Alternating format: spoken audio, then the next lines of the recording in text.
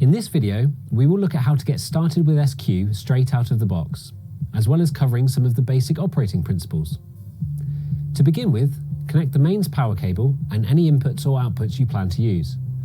Mic or line level signals can be connected to the XLR inputs, line level signals to the stereo inputs, and the outputs provide line level signal to feed another system, amplifiers, or powered speakers. All of these analog inputs and outputs on the SQ are known as the local connections.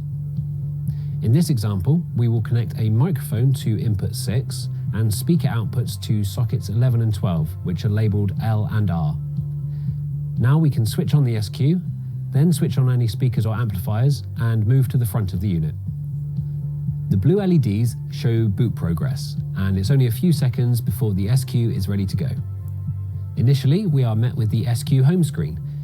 This is displayed when no other screen is selected and is where we find the shutdown button, the lock button, and a shortcut to the brightness controls.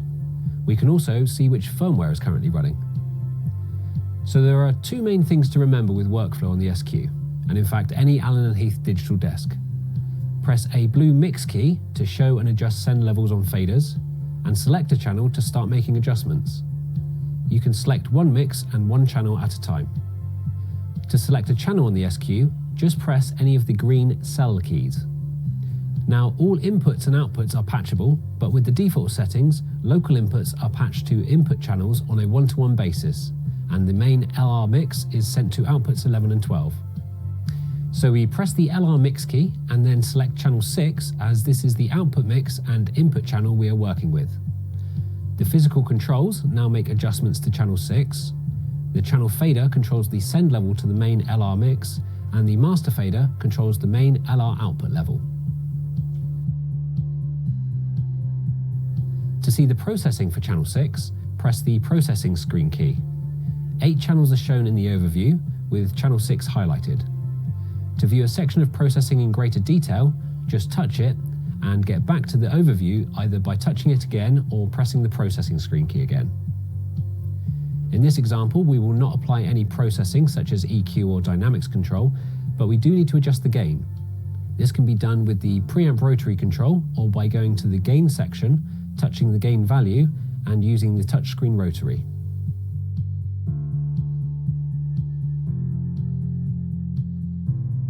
The preamp section is also where we can switch on 48-volt phantom power for things like condenser microphones and active DI boxes, or switch in the 20 dB pad, which will be needed when using line level signals with the XLR inputs.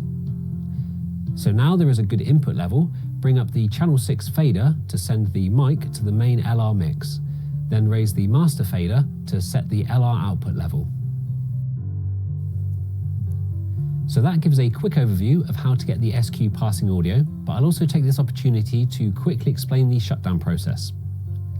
Simply press the illuminated select key to deselect any channel and make sure none of the grey screen keys are pressed, and you'll be back at the home screen. Now just touch the shutdown button and follow the on-screen instructions. Finally, switch off any amplifiers or powered speakers before turning off the SQ.